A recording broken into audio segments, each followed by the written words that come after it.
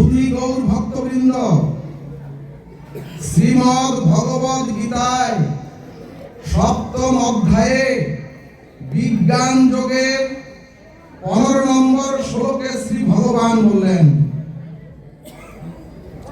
ন মাং দুষ্কৃতিনো মুরা প্রপদ্যন্তে নরাধমা। অর্থাৎ ভগবান বললেন, যারা মনুষ্য জন্মে বিচার বিবেক পেয়ে, যারা তুলসী, যারা গঙ্গা, যারা শ্রীধাম বৃন্দাবন ধাম পেয়ে, ওগো এরপর ভগবান বললেন, ওগো যারা সাধু গুরু বৈষ্ণব রূপ সম্পদ পেয়ে যারা ভগবত ভজন করেন না, তখন ভগবান অভিমান করে বললেন, ওগো ওগো তারা হচ্ছে এ চরাচরে দুষ্কৃতকারী মুরা। এখানে ভাগবত বললেন, ওগো তোমরা টাকা বাড়ি গাড়িকে ভালোবাসলেও, ওগো তোমরা ওই টাকা বাড়ি গাড়িকে ভালোবাসলেও ওই টাকা বাড়ি গাড়ি তোমাকে ভালোবাসতে পারে না। কারণ ওই টাকা বাড়ি গাড়ির কোনো প্রাণ নাই, তারা হচ্ছে জড় বস্তু। সুধীজন, গোবিন্দের কথা কি বোঝা যায়? এখন প্রশ্ন আসবে, তুমি বোঝা যায় বলছো কেন? আমরা সকলেই জ্ঞানী, আমরা সকলেই শিক্ষিত এবং আমরা সকলে সব বুঝি। ভক্তগণ, যাহাতে গোবিন্দের এই কথাগুলি আপনাদের হৃদয়ে প্রবেশ করে, সেই জন্যই এত প্রচেষ্টার আয়োজন। তাহলে ভাগবত বললেন, টাকা বাড়ি গাড়িকে আপনি ভালোবাসলেও এদের প্রাণ বা হৃদয় নাই, তাই ওরা আপনাকে ভালোবাসতে পারে না। এই কারণেই ভাগবত বললেন, এই কারণেই ভগবান বললেন, মন মানা ভব। অর্থাৎ ওগো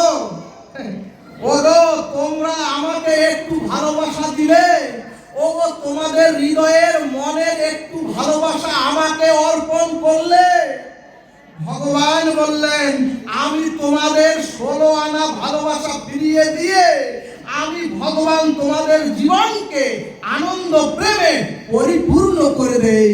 জয় নিতাই গৌর হরি বল।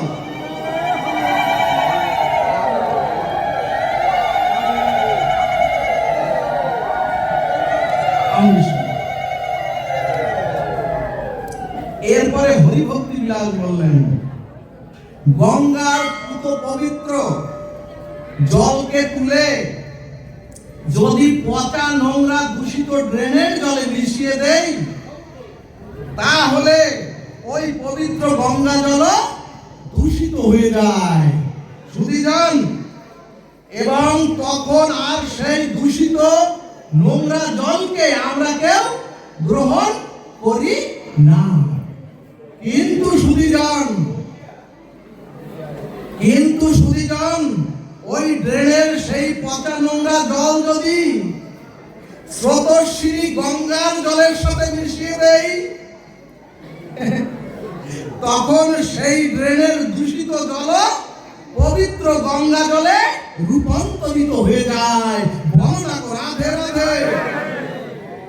ঠিক তদ্রূপ আমরা আমাদের ভালোবাসাটা ভগবানকে না দিয়ে যদি আমরা সেই ভালোবাসাটা অন্যকে দেই, তাহলে তখন সেই ভালোবাসাটা দূষিত নোংরা হয়ে যায়। আর যদি আমরা আমাদের ভালোবাসাটা সংসার থেকে কুড়িয়ে, সবার কাছ থেকে কুড়িয়ে, সকল দেবতার কাছ থেকে কুড়িয়ে যদি আমরা ভগবানকে অর্পণ করতে পারি, জল গঙ্গার জলে মিশে যেমন পবিত্র হয়ে যায়, ঠিক তদ্রূপ এই আমাদের পাপিষ্ঠ স্খলিত জীবনটাও তখন পবিত্র স্নিগ্ধ আনন্দময় হয়ে যায়। জয় নিতাই গৌর সীতানাথ প্রেমানন্দে হরি হরি বল।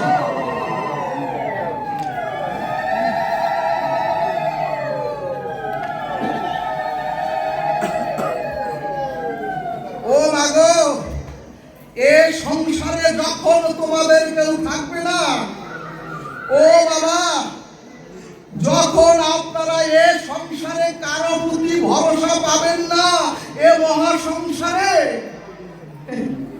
তখন ভগবানকে হরিনাম করে যদি অশ্রু বিসর্জন করে একবার স্মরণ করেন, একবার ডাক দেন হে গোবিন্দ বলে,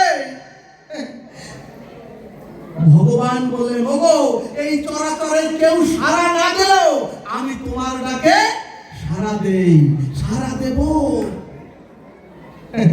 ভক্তগণ, এই অধিবাস শেষ করে, এই অধিবাস লগ্ন শেষ করে আপনারা যার যার গৃহে গিয়ে যখন সুনিদ্রায় ঘুমাবেন, তখন ভগবান বলেন ওগো, তোমরা তো আমার বাণী, তোমরা তো আমার কথা হৃদয়ে গেঁথে নিয়ে এসেছো, এখন তোমরা শান্তিতে সুন্দর মতো স্নিগ্ধ ভাবে ঘুমাও। আমি ভগবান হয়ে পাহারা দ্বারা হয়ে তোমার শরীরকে পাহারা দেব।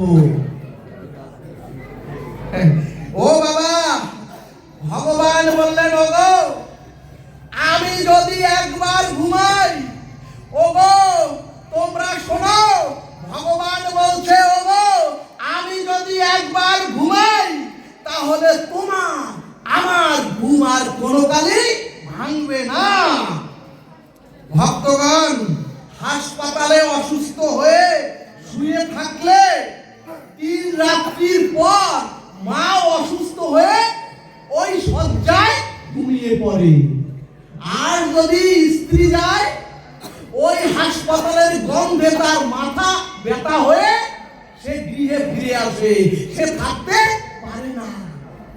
আর যদি বন্ধুরা যায় তাহলে 2 কেজি ফল দিয়ে বলে তুই সুস্থ হয়ে যাবি। কিন্তু সুধীজন ভগবান বললেন, আমি তোমাকে ঘুম পাড়িয়ে আমি তোমার হৃদয়ে জেগে থাকি, কারণ জানো ওগো, আমি ঘুমালে আর তোমাদের ঘুম কোনো কালেই ভাঙবে না। জয় নিতাই গৌর হরি বল।